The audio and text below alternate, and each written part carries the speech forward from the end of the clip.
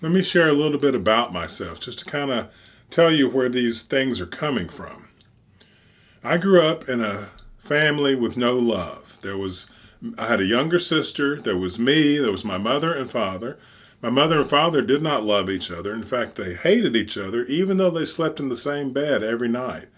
My father was a physician. My mother was a trophy wife. She was a very beautiful Indian from Lumbee, North Carolina, who had left her family, her Indian people, was alone in the world, needed someone to support her, and was in nursing school herself, and was married my father because she could deal with him enough, and he had the money, and he thought, he was a nerd growing up, and she was the most beautiful woman that had ever paid him attention, and he didn't care about love. He wasn't looking for love. He wanted to be a physician. He wanted money, and he wanted a good-looking wife to sleep with and to take to parties.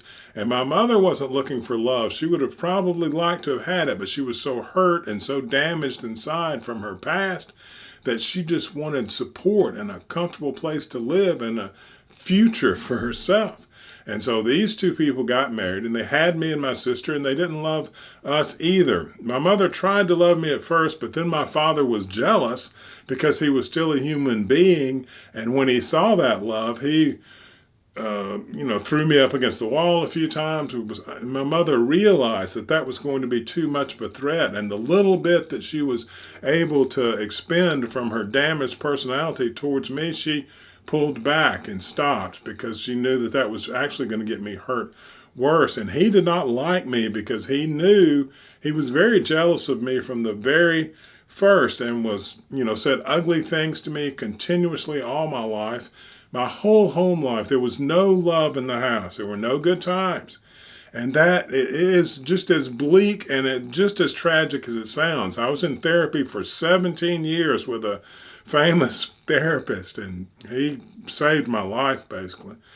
But there are people who've had much worse home lives, and I mean fantastically worse and better.